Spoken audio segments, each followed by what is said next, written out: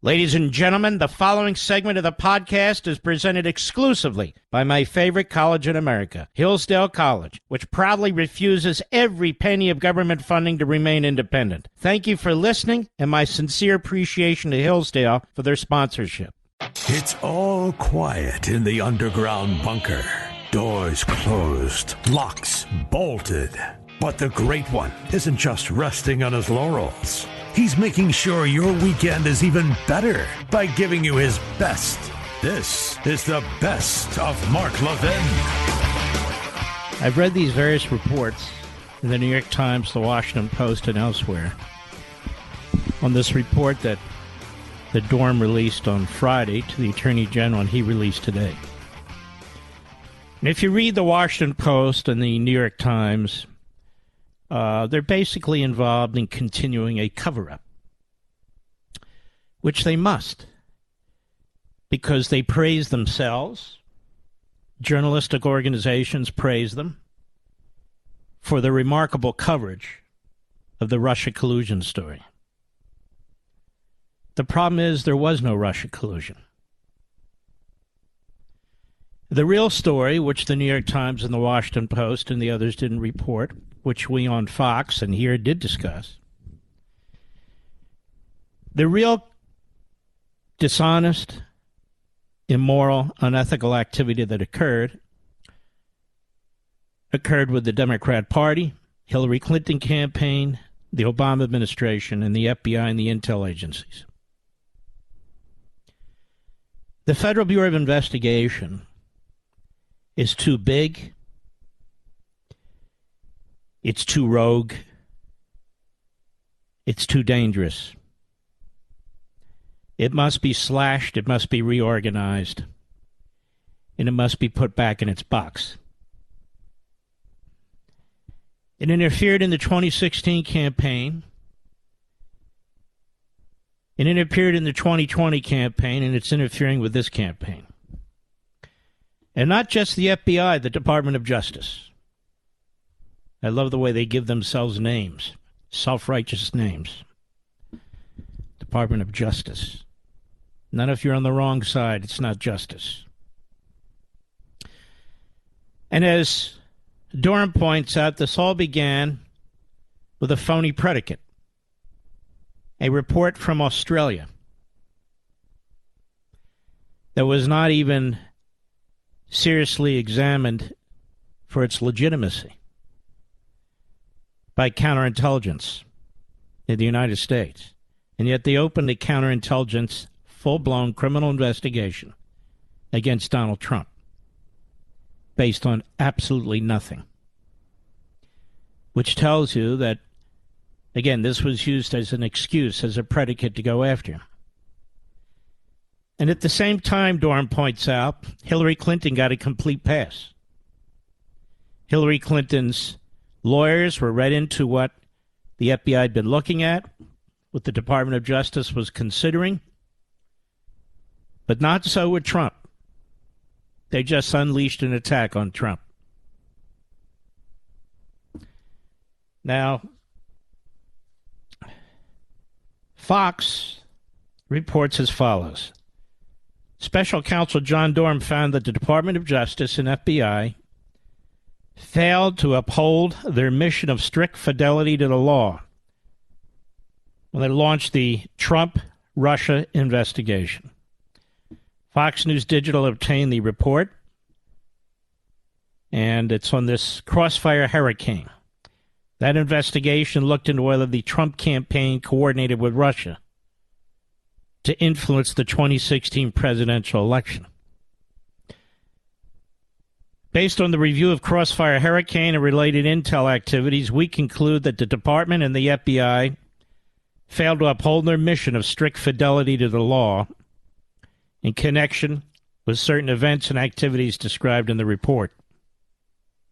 Durham said his investigation also revealed that, and I'm quoting, senior FBI personnel displayed a serious lack of analytical rigor towards the information that they received, especially information received from politically affiliated persons and entities. This information in part triggered and sustained Crossfire Hurricane and contributed to the subsequent need for special counsel Mueller's investigation, the report said. In particular, there was significant reliance on investigative leads provided or funded directly or indirectly by Trump's political opponents. The department did not adequately examine or question these materials and the motivations of those providing them. Now, the reason the department didn't want to is because the department had no interest in it. That is, the department wanted any excuse to proceed against Trump. Even when at about the same time, the director of the FBI and others learned of significant and potentially contrary intelligence. Durham is referring to past FBI leadership in his report, specifically former FBI Director James Comey and former FBI Deputy Director Andrew McCabe. My God, imagine if Trump hadn't fired Comey. Reacting to the report, the FBI said in a statement the conduct in 2016 and 2017 that Special Counsel Durham examined was the reason that current FBI leadership already implemented dozens of corrective actions, which have now been in place for some time. Had those reforms been in place in 2016, the missteps identified in the report could have been prevented. This report reinforces the importance of ensuring the FBI continues to do its work with rigor, objectivity, and professionalism the American people deserve and rightly expect. This is disgusting what the FBI writes and puts out. Christopher Wray is a complete fraud and a hack. He's a bureaucrat.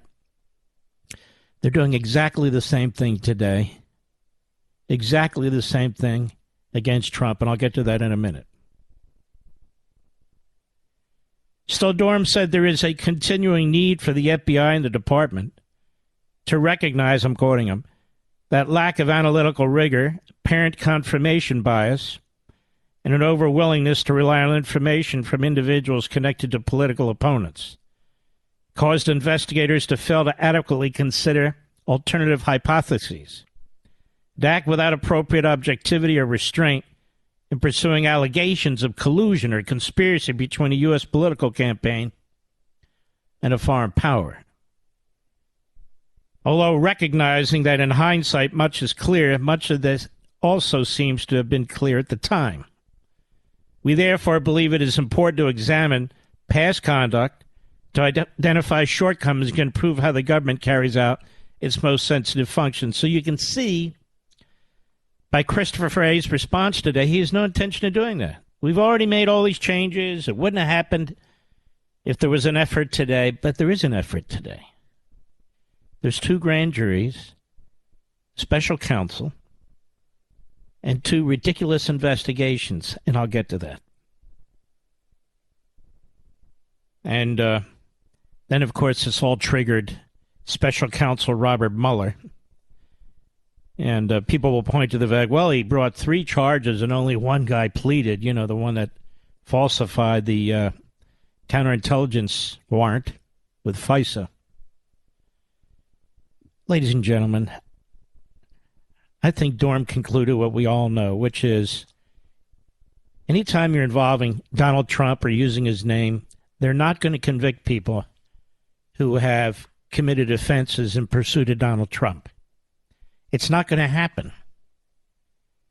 That's why he couldn't bring other charges, because when he brought the 2 in 2 slam dunk cases, he lost. These are 2 slam dunk cases. Sussman, the lawyer, and Danchenko, they were found not guilty. Kleinsmith pleaded guilty and served community time. He's a lawyer, and he didn't even take his license away for altering a warrant. Think about that. Pretty shocking. In other instances, FBI personnel working on the same FISA application displayed at best a cavalier attitude towards accuracy and completeness, the report says. FBI personnel also repeatedly disregarded important requirements when they continued to seek renewals of the FISA surveillance while acknowledging both then and in hindsight that they didn't genuinely believe that there was probable cause to believe that the target was knowingly engaged, that is Trump, in clandestine activity, I suppose that's Page, on behalf of foreign power or knowingly helping another person in such activities. So what the media will do now is attack Durham. Oh, he doesn't provide any solutions. That's up to Congress. Oh, he didn't bring any more charges. Ladies and gentlemen, there can be a massive abuse of power that is not an element within the criminal code where they don't match up. That doesn't mean the abuse of power didn't occur. And if you read the New York Times and the Washington Post, you'll get sick to your stomach. So don't. I already read them. Mark Levin.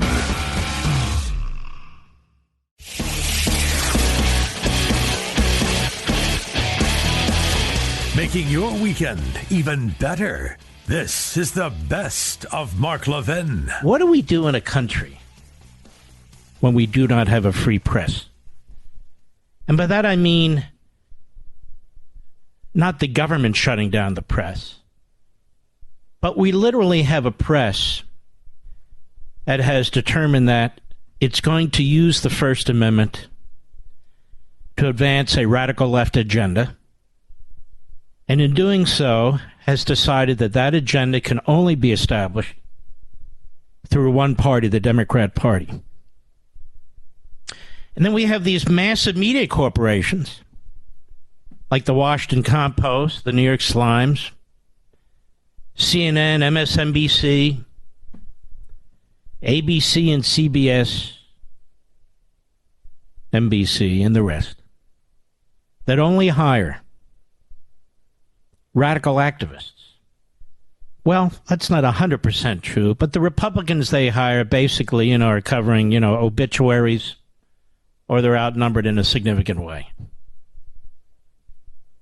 This is what they're being taught in journalism school.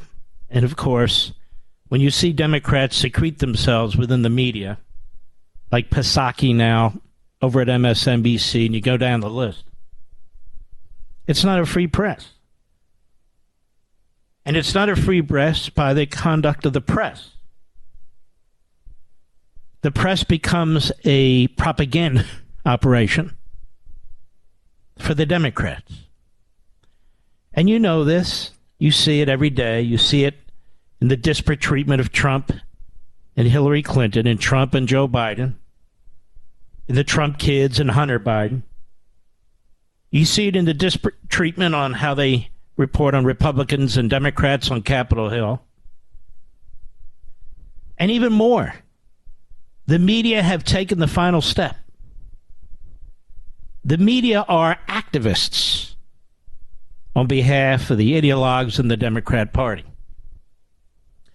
Which is why most of the media, the vast majority of the media, blew off the Durham Report.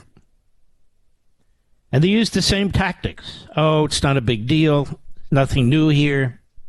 Well, he charged 3 people, only 1 pled to an offense, and 2 got off, and so forth. And then they bring the perpetrators on, like this guy McCabe, longtime Democrat. His wife ran for state senate in Virginia as a Democrat. McCabe, who's mentioned almost 60 times in the report, they bring him on to explain what really happened. Then you have individuals like Joe Scarborough who use their platform to attack the former president because they used to slobber all over the former president. Now they don't like him. They bring this slob Weisberg on. I played his audio yesterday. Was a hitman for the Democrat Party and a hitman for the left. They bring on his niece, Trump's niece, who has some issues. In other words, they bring on all the reprobates, malcontents, and miscreants to explain the report.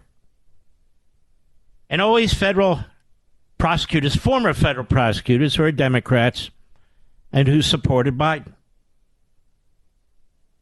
So if we don't have a truly free press, it's difficult to see how we survive. because we don't have a truly free press. Again, the threat isn't MAGA. The threat isn't Republicans. The threat isn't conservatives. The threat is the people who pose as journalists today. Now, on freedom of the press, I explain the various cycles the press have gone through in our country. The early Patriot press, which was a fantastic press, constantly under threat by the British, constantly under threat by those colonists who were sympathetic to the British. And yet these men were brave as hell. It was very expensive to print a newspaper. It was very grueling, the typesetting, and so forth. And it was even more difficult to get these printed papers out to the colonists. Very difficult, but they managed to do it. The print press and the pamphleteers were absolutely crucial. They were patriots. They were patriots for the revolution. They were patriots for liberty. They were patriots. Today, the media are not patriots. They've thrown in with a party that hates America. That's what they've done. And they did it last night. I watched a clip of this Rachel Maddow, a.k.a. Mad Cow. She was sarcastic and snarky, no big deal. Here we have a Federal Bureau of Investigation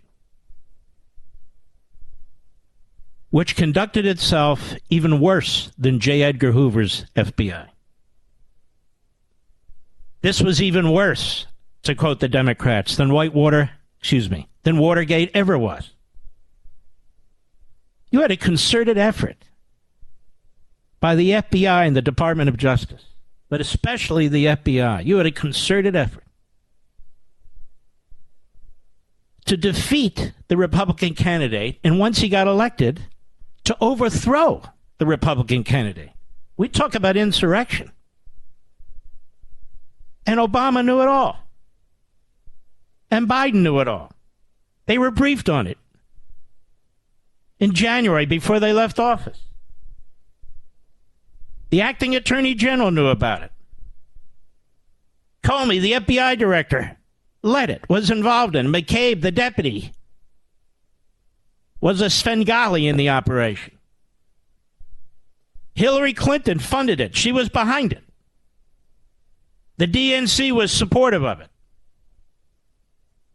Democrat operatives and lawyers all over Washington, D.C. knew all about it, were promoting it. Don't tell me Obama didn't know. It's amazing Obama didn't know what his IRS was doing to the Tea Party and so forth. He knew everything. You know how I know he knew everything, America? Because it was in the newspapers. Right, Mr. Producer? That's how I figured it out. And he got briefed on the newspapers at least twice a day, like every president does. Twice a day, in my opinion. Joe Biden. Where's the evidence that Joe Biden was bought by the communist Chinese? It's all around us. It's everywhere. And there's a new piece today. Biden vetoes bipartisan bill protecting U.S. solar panel makers from Chinese competition. So Biden keeps forcing us into industries that are controlled by the communist Chinese. So let's take a look at this from Fox.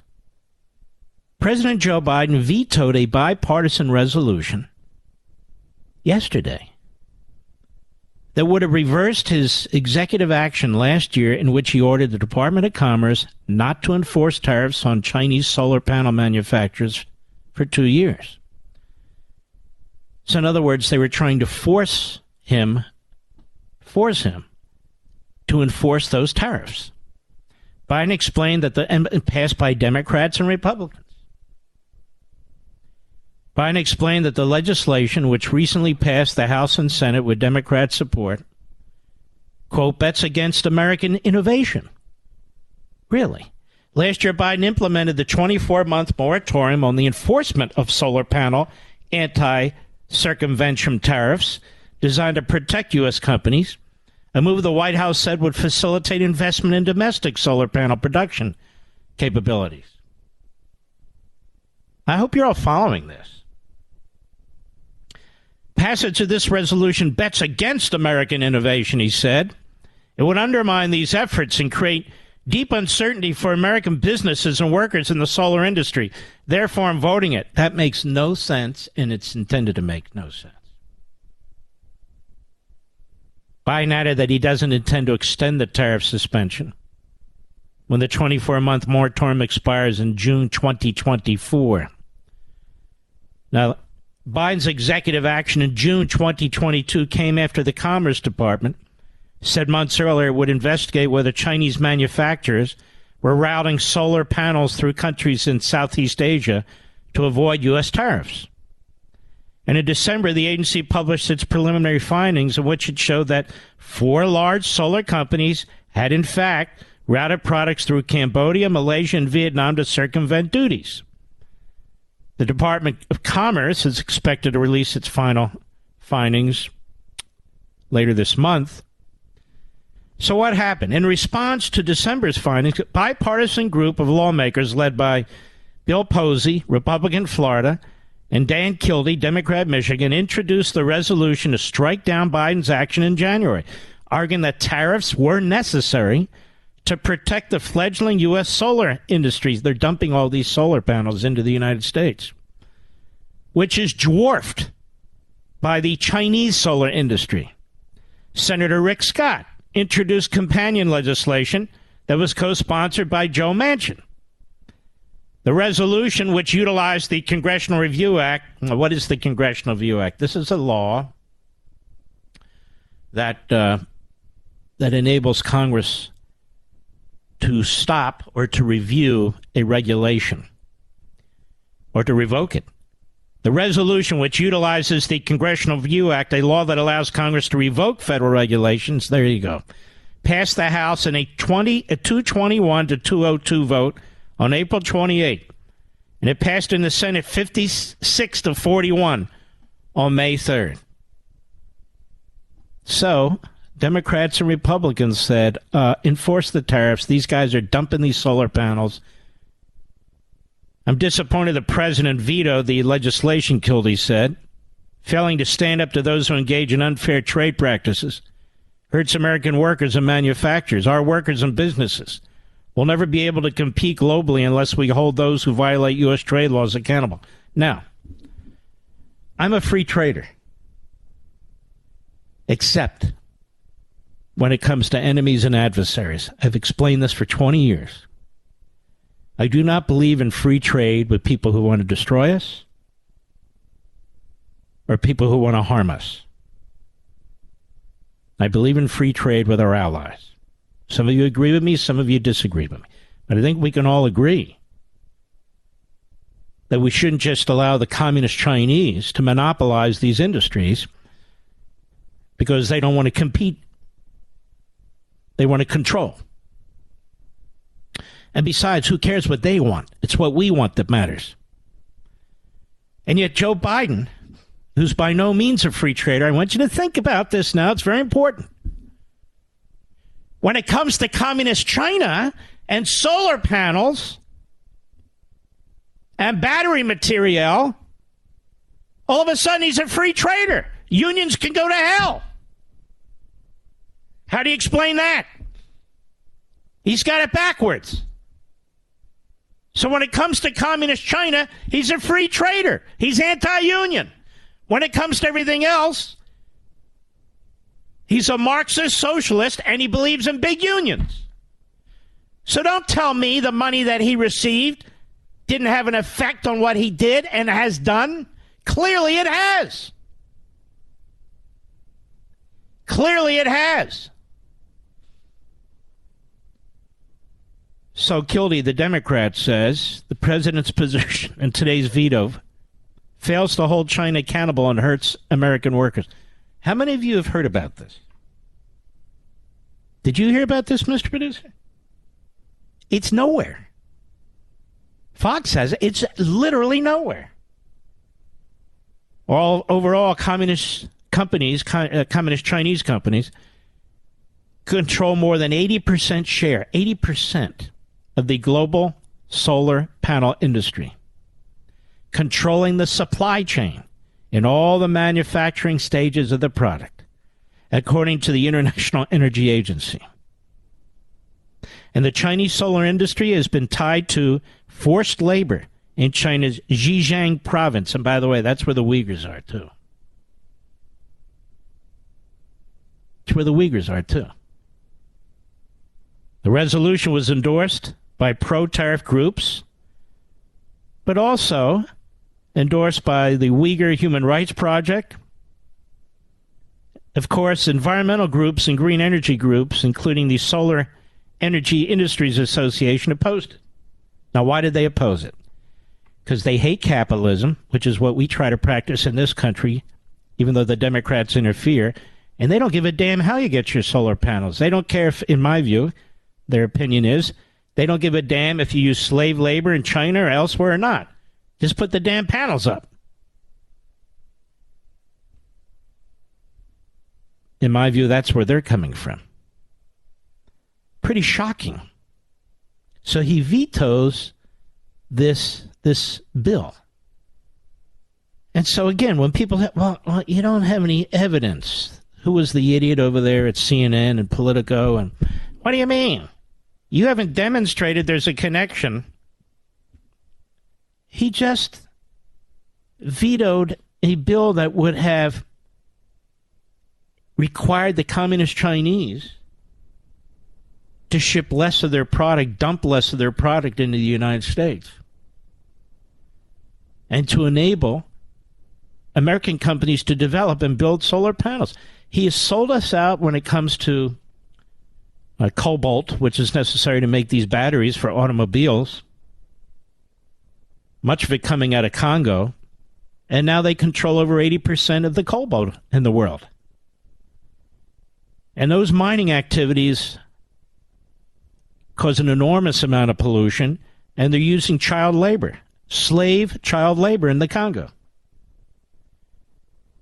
So the green movement has no problem with child slavery. They don't say anything about it.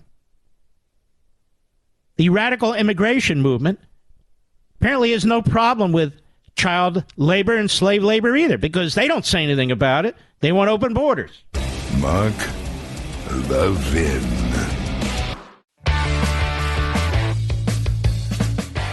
You're listening to the best of Mark Levin. And you know, to hear them blame Kevin McCarthy and the majority Republicans in the House, that's like the icing on the psychobabble cake.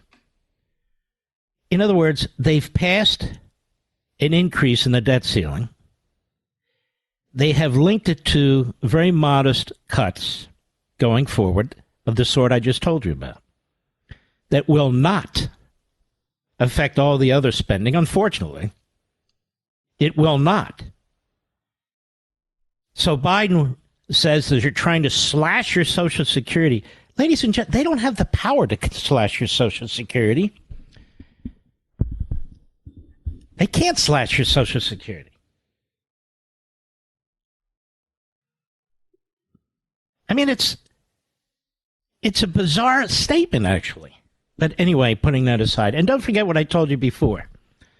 The government's collecting $350 or $400 billion a month. So it's not like that's not going on. It's just not enough for these pigs. For these Marxist pigs. It's just not enough for them. Because they have to build the bureaucracy, add more IRS agents, increase their salaries, their pensions, their medical care, build more, you know. It's just endless. $31.7 trillion in the hole. And he dares to call people We're trying to trim future spending. Not eliminate it, trim it. As deadbeats. It's incredible. I want to give you an example of how fraud can occur in this country when it comes to voting. And I want to educate our friend Bill Barr. I want to educate all the naysayers out there about how this sort of thing can happen. Loudoun County, Virginia is one of the wealthiest counties in America, or at least it used to be. Used to be run by Republicans, now it's run by Democrats. And that's how a lot of these suburbs are going now. Abortion, abortion, abortion. Anyway, so my wife calls me, and she said, we got, and I think it was ballots, we got three ballots here. I said, ballots? And one for her, unsolicited, one for our son Chase, and one for our daughter Jenna. I'm waiting for two more to show up for two other kids. Now, Chase hasn't lived in Virginia for over a decade. Jenna doesn't live in Virginia, and she hasn't for a few years now. Chase voted first in California when he lived there. Now he votes in Tennessee. Jenna votes in Maryland. But they got unsolicited. I think they were ballots, Mr. Producer. Now, if we were Democrats and Marxists and crooked, then the kids would vote in Tennessee, Maryland, and twice in Virginia. And who would know the difference? Because the Democrats never check their voting rolls. That would be voter suppression. They're certainly not going to check it with a Republican state like Tennessee. That would be voter suppression. The incompetence alone of government at all levels results in fraud. The incompetence of government at all levels results in fraud. Most of these states don't want to update their voter rolls. And this is why. And when you try to force them to, Landmark Legal has brought lawsuits, other groups have brought lawsuits because it's required under federal law. They resist you. They fight you. Because the Democrat Party wants fraud. And they want fraud institutionalized. They want it enshrined in our system. So whenever you say, wait a minute, that's fraudulent. Hey, we took it in front of a judge, and the judge didn't find that because they changed the rules. And a lot of these judges are schmucks. But they changed the rules. Plus, I guess it depends what you mean by fraud. Like the word is. So they must be sending out God knows how many of these things. Their voter rolls are not updated. That's clear. There's no question. If somebody hasn't voted in your county for 10 years, you can assume they're not there, can't you, Mr. Producer? I would think so. But this is going on all over the place. If you try to address it, you know, Chuck Todd, what are you, a white supremacist? No. What are you, a white schmuck? Yes. Which he is, by the way. Elon Musk. Elon Musk remains a hero. I admire him enormously. Now, he takes on George Soros. And anytime you criticize George Soros, you're an anti-Semite. Now, being Jewish, as you know, I call out the anti-Semites, the real anti-Semites, like those in the Democrat Party that embrace Louis Farrakhan, or Leonard Jeffries, Hakeem's uncle, or Tlaib and all the rest of them. But that's not what happened here. He references a character. I don't even know who this character is. And we're going to play some of this because it's more than that. There's other things going on. But the irony is this. The Democrats and the American Marxists will defend Soros at any price because George Soros is their sugar daddy. He creates Media Matters. He gives dark money all over the place. He influences elections. He influences prosecutors. He does all this stuff, enormous sums of money. He gives it away by the tens of billions. He's an old man. His sons know better. Alvin Bragg's in there. You can go down the list. So Elon Musk calls him what he is. Actually, he's very nice about what he calls him. You want to know the truth. And so he compares him to some cartoon character. Oh, my Lord. Elon Musk must be a white supremacist, a neo-Nazi. Now, he was fine when he was an outspoken Democrat. He's voting for Democrat. No, that's fine. He buys Twitter. He exposes what the Democrat Party and the FBI and the media are doing with Twitter. And he even is shocked. He goes, whoa, whoa, whoa. Is the Democrats doing this? It's my party. Not anymore. And so the Democrats were having it all kind of good until this multi-billionaire, the richest man on the face of the planet, steps in. And that's what it took. The richest man on the planet to buy this crappy site. Although I like it more now, so I joined it. I joined it again. I rejoined it. So now you see George Soros is a victim of an Let me tell you about George Soros. George Soros is hated by the Israeli Prime Minister Benjamin Netanyahu. He's hated by 2/3 of the Israelis in Israel. He's hated by Orthodox Jews. He's hated by religious Jews. George Soros supports a group, for instance, called J Street. J Street is a radical, left-wing, hate Israel group led by Jews. Now, all of you in different faiths, you have people like this, so it's not just Judaism. Catholics have it. Protestants have it. Muslims have it. Buddhists have it. Hindus have it. Whatever. So the point is, George Soros isn't a practicing Jew. He doesn't embrace his birth. He spends enormous sums of money undermining the state of Israel. But he's the biggest sugar daddy that the Marxist movements and the Democrat Party have. And these phony independent news organizations and platforms have. And he's been involved in various elections, as I said.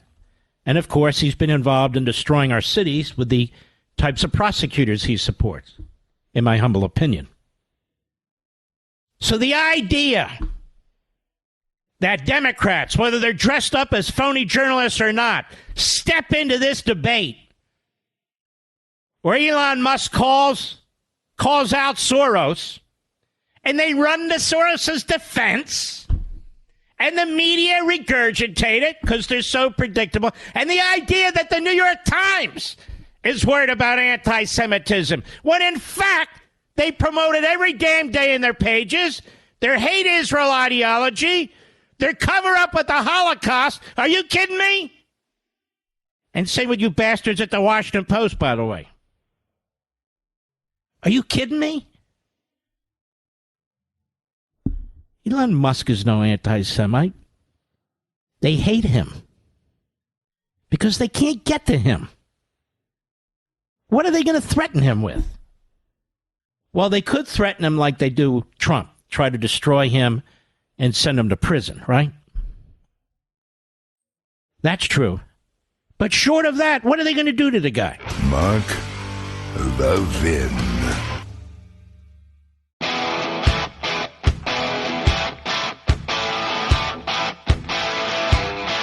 The Great One makes your weekend even better. This is the best of Mark Levin. The trucking industry, truckers in particular, are under attack. Whether you're union or independent, it's of no consequence. You're under attack. The only way you can put food on the table is if you drive reliable trucks that can take you good distances before you have to keep filling up with diesel. So what they've done is they're driving up the cost of diesel in order to drive you out of your rigs. I want you to think about the cost of a rig, ladies and gentlemen. These are massive vehicles. Now, whether you're independent, you own your own rig, or you own a few rigs, or you're not owning any rigs, you're an employee, and your employer has to replace rigs or fundamentally alter them, you could lose your job. The EPA recently proposed new tailpipe emissions goals that could require up to 2/3 of new cars sold in the U.S. by 2032 to be battery-powered electric vehicles. Now, we talked about that. But this also relates to these big 18-wheelers. Powered by small business owners and union workers alike, the trucking industry is on a collision course with the Democrat Party over federal and local efforts to phase out diesel rigs and push the shipping industry to electric vehicles, so that what they're going to do is cut off the food for the trucks, cut off the food, which is their fuel. Now, those of you who work with your hands, you work in industries like the trucking industry or the oil industry, some aspect of it, or you're farmers and ranchers, you work with your hands, you're targeted. You're under constant, unremitting attack by these Democrats. I hope you understand that. The latest strike came a few weeks ago when the EPA proposed new tailpipe emissions goals that could require, as I said, up to 2/3 of new vehicles sold in the U.S. to be battery by 2032. Now, let's think of that. 7 years from now. Actually, 6.5 years from now. Our electrical grid can't keep up with this. We don't have enough charging stations. People can't afford this kind of transit. They are in a hurry because they do not want anybody to stop them. Top executive of one of the country's largest trucking companies declared that EPA's proposed new regulation on carbon emissions are impractical, excessively expensive, and could have a profound negative effect on the industry that moves most of America's supply chain across highways. These regulations are not practical for 4 reasons: costs, infrastructure, testing, and data. And, of course, the driving range. Says Mike Korsaki, a vice president of Chicago-based JKC Trucking, told Just the News. He said a new long-haul tractor typically costs $100,000 to $200,000, while a comparable electric tractor, listen to this, electric tractor, that is a comparable truck, $480,000, and that's on the low end.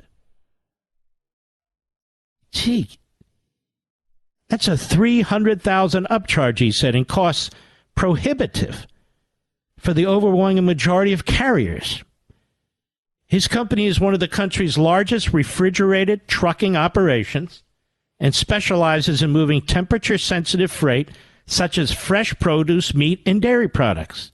He says a lot of truckers support the transition away from gas-powered vehicles, but don't think the U.S. power grid is ready for a majority of electric fleet. They're not. You see the brownouts and blackouts in California. They're not ready for anything, and they don't care. You have to understand, they don't care if you suffer. And it goes on. While the EPA changes are still in the proposal stage, not really. They're planning on doing it.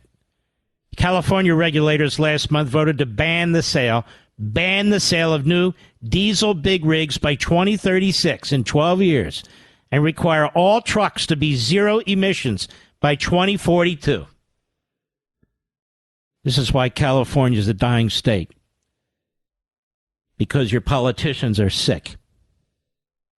How California is going to produce enough power to charge all these trucks, Karhosky said, last time I checked, California had the 2 hottest summers on record. And I'm not saying don't plug in your electric cars in the summertime, but how are we going to charge these trucks? Because they are going to say, don't plug into your electric cars during the summertime. And if you don't like it, what did they say during the pandemic?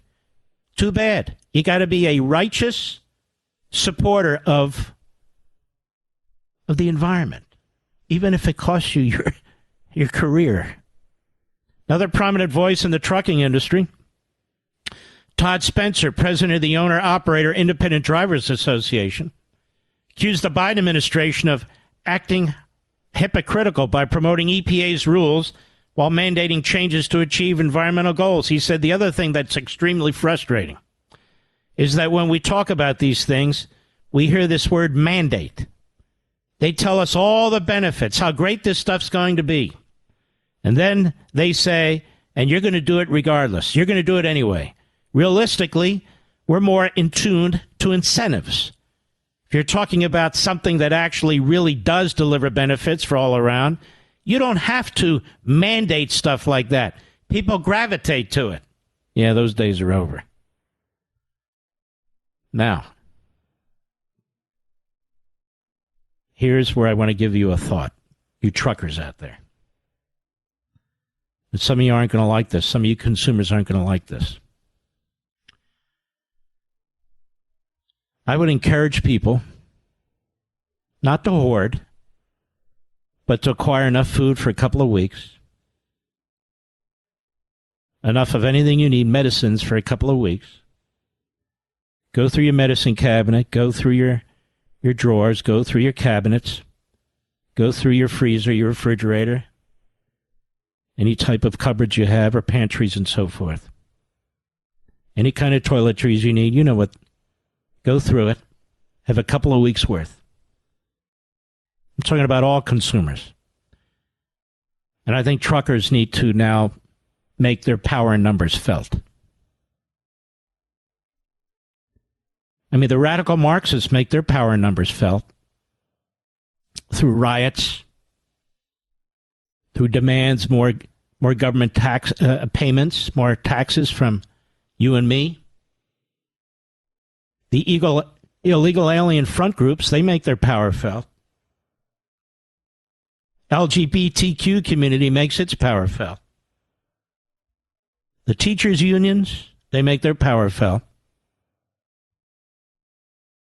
In other words, these Democrat strongholds make their power felt.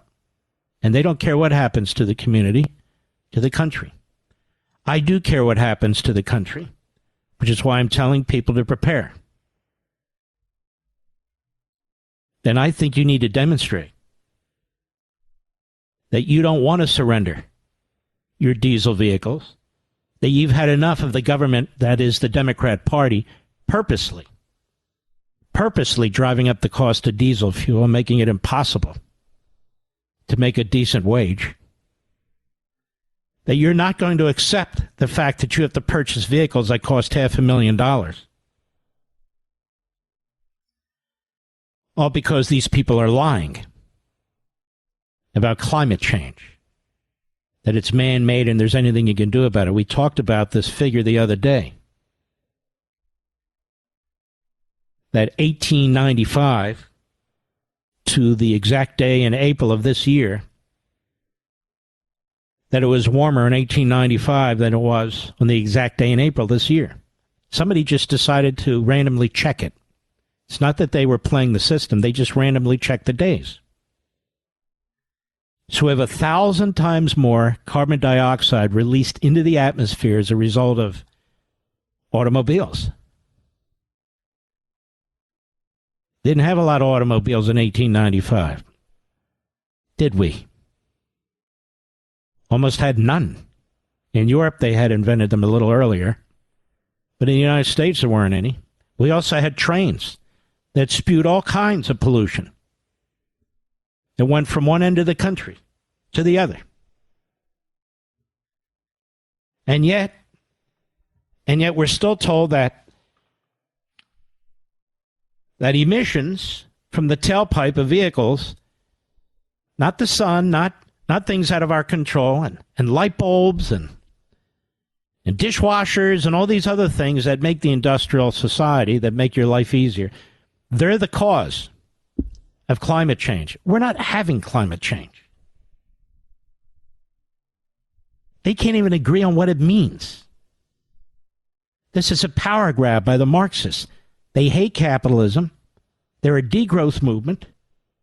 They think that Americans are too fat, too happy. They despise our country, which means they despise you. They're making us poorer. They're making us poor, and their target is not the wealthy.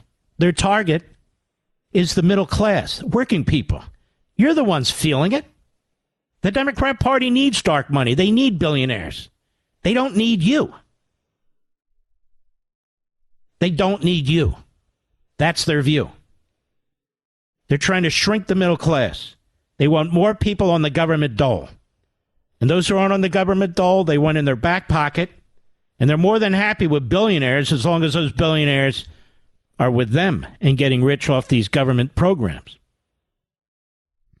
Welfare for the billionaires. So the trucking industry really needs to, in my view, start to get radicalized. And I know many of you truckers who listen to this program, you think, I don't know about that, Mark. I understand. But I don't know how else you're going to defend yourselves and your life and your livelihoods. I don't. Because the war on the combustion engine is the war that's also on truckers, and the war on diesel fuel is aimed directly at you. Because most people who drive automobiles don't use diesel fuel. It's aimed at you. Mark Levin.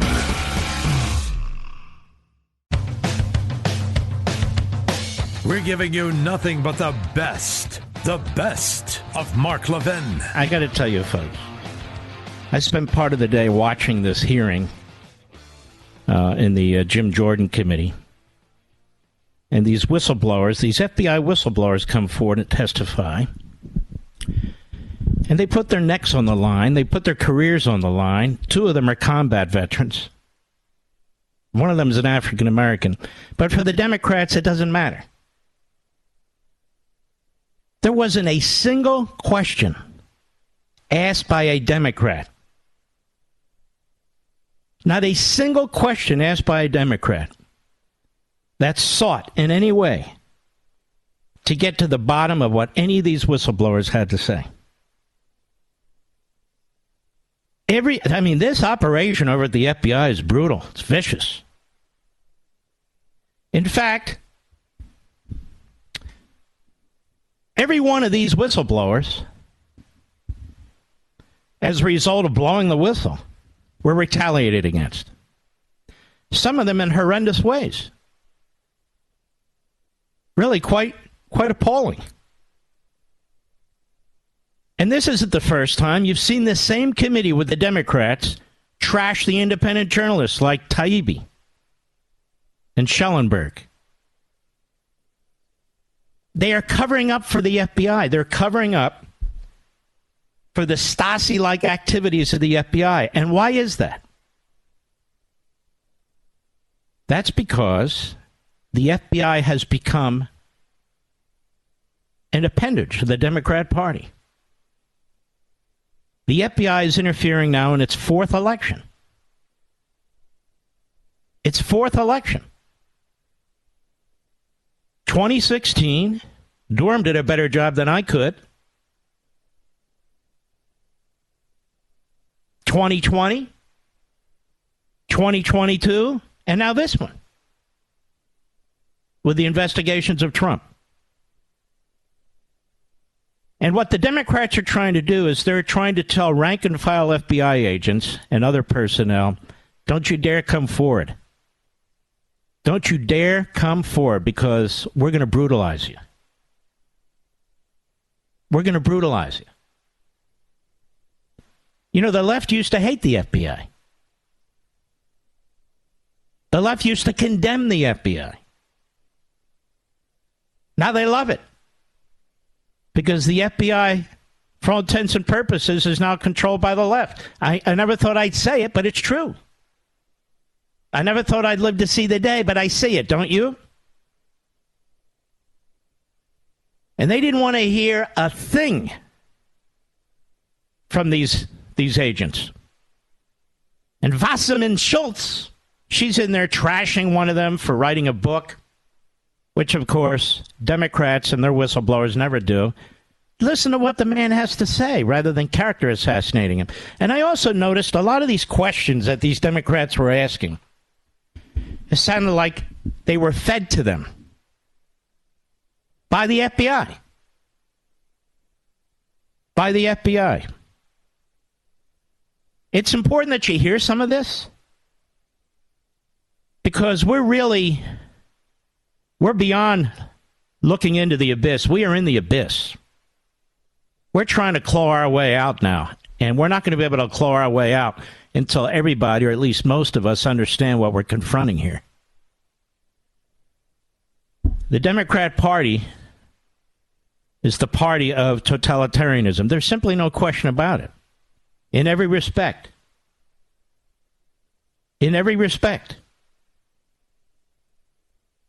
Marcus Allen is an FBI whistleblower. In part, here's what he said. Cut one, go. Despite my history of unblemished service to the United States, the FBI suspended my security clearance, accusing me of actually being disloyal to my country. This outrageous and insulting accusation is based on unsubstantiated accusations that I hold conspiratorial views regarding the events of January 6, 2021, and that I allegedly sympathize with criminal conduct. I do not. I was not in Washington, D.C. on January 6th, played no part in the events of January 6th, and I condemn all criminal activity that occurred. Instead, it appears that I was retaliated against because I forwarded information to my superiors and others that questioned the official narrative of the events of January 6th. As a result, I was accused of promoting conspiratorial views and unreliable information. Because I did this, the FBI questioned my allegiance to the United States. Since I was suspended, there's been a dearth of communication from the FBI, with interactions seemingly only being forced by actions from my counsel or members of Congress. Mm-hmm. This gentleman is African American. Not that that matters, but it matters to the Democrats. But it didn't matter in the sense that they didn't come to his defense. They trashed him. You hear what kind of a quality person this is. And, of course, he's questioned by the Democrats. He's attacked by the Democrats on the committee. I'm looking, Mr. Producer, for the cut where they confuse who he is. Let's see here. Let's go to cut 9. So what happens here, folks, is that the idiot Democrat, Linda Sanchez of California, she had an idiot sister who was once a congressman, too. She and probably her staff, they look at Twitter and they see somebody named Marcus Allen, Marcus A970, who has posted things on Twitter. And she assumes it's this Marcus Allen, the combat veteran, the FBI agent. And listen to this. Just listen to this. Cut 9, go. Thank you. Mr. Allen, have you ever used Twitter? Yes or no? I have utilized Twitter, yes. Okay. And is your account at Marcus A970-50645? That is absolutely not my account. Okay, that's not your account. Well, on December 5th, 2022, an account under the name Marcus Allen retweeted a tweet that said, That quote, is not my account, ma'am. You haven't let me finish the question, Might sir. have been the football player. You haven't let me finish the question. And the time is mine. On December 5th, 2022, an account under the name of Marcus Allen retweeted a tweet that said, quote, Nancy Pelosi staged January 6th, retweet if you agree, end quote. Do you agree with that statement? Yes or no? That is, I don't. No, ma'am. That's not my account at all. I'm asking whether you agree with that statement, yes or no? Can you please rephrase the statement? Yeah. Do you think that gentlelady has Nancy expired. Pelosi staged January 6th? I just want him to answer this last question. Yeah, he'll answer. I'm just telling you your time's up. Do you believe that Nancy Pelosi, do you agree with the statement that this person tweeted that Nancy Pelosi staged January 6th? Yes or no? No.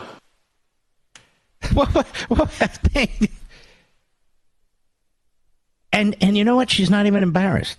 She's not even humiliated. Is that not shocking to you? Of course it is. These are the dimwits. She wasn't there to glean any information. She was on the attack, and she had bad information, and she stayed on the attack. That's Chavez from California. I'm sure they're very proud of their Congress idiot, Linda Chavez.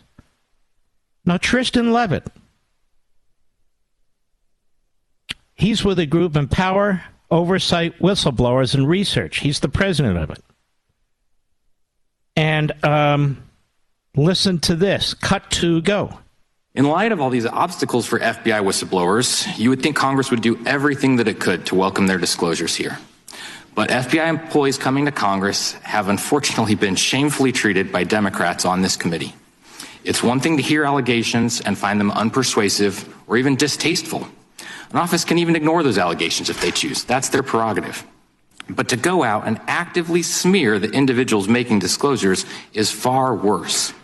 That's what the Democrats on this committee did when they released a March 2nd report entitled GOP Witnesses, What Their Disclosures Indicate About the State of the Republican Investigations. That report was inaccurate, both on the law and on the facts. The law doesn't define the term whistleblower.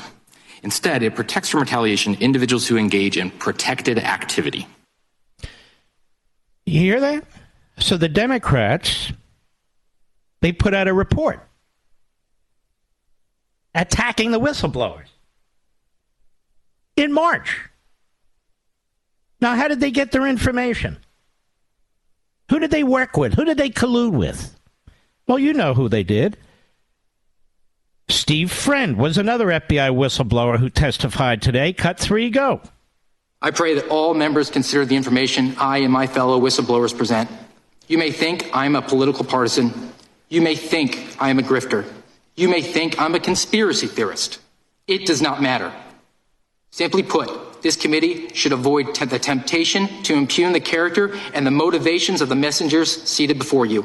I sacrificed my dream job to share this information with the American people. I humbly ask all the members to do your jobs and consider the merit of what I have presented. So they went right after him, Wasserman Schultz, that he has a book coming out. So therefore, he must be a fraud. How many people hacking Trump had books coming out of the FBI? They got cushy jobs in the media. One more before the break. Garrett O'Boyle, another FBI whistleblower. These are courageous people who come forward, who speak, who are willing to be questioned, to engage in debate, not backbencher, backstabbing SOBs. I have to deal with that myself. Cut 4, go. I've been smeared as a malcontent and subpar FBI employee. This smear stands in stark contrast to my life in public service. This smear campaign, disgusting as it is unsurprising. Despite our oath to uphold the Constitution, too many in the FBI aren't willing to sacrifice for the hard right over the easy wrong.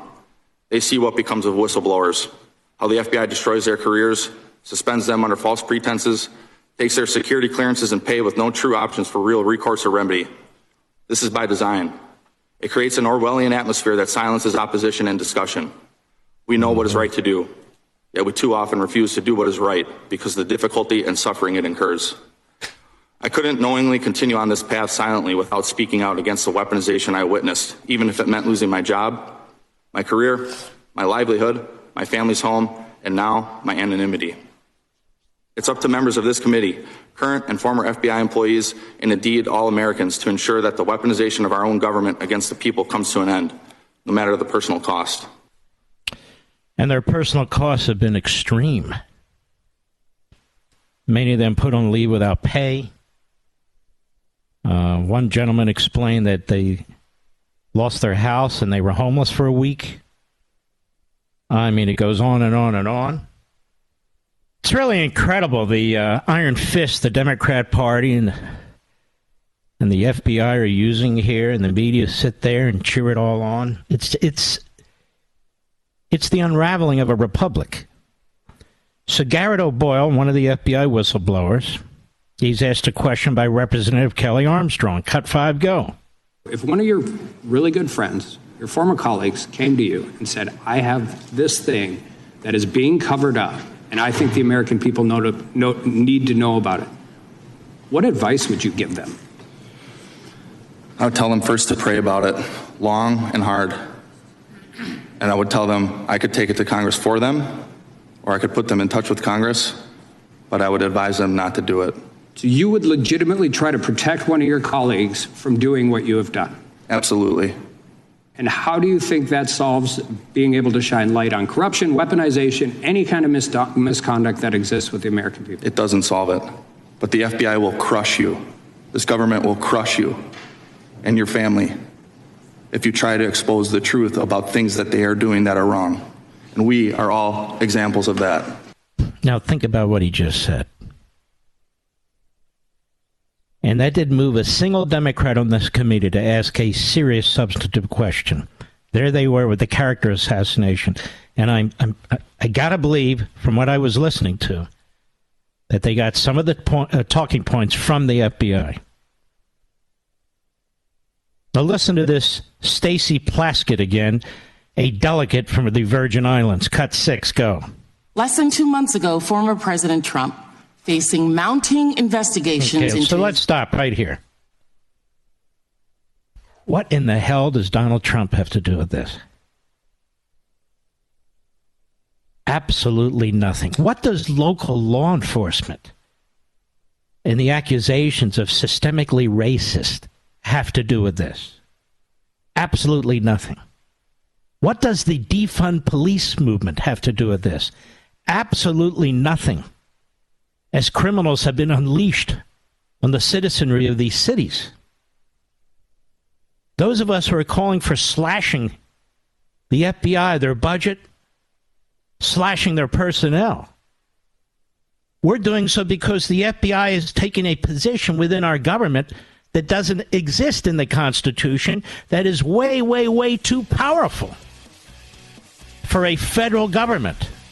We're not talking about 13 or 14,000 police departments. We're talking about a federal agencies that tentacles keep reaching out and out and out, and has a history of politicization.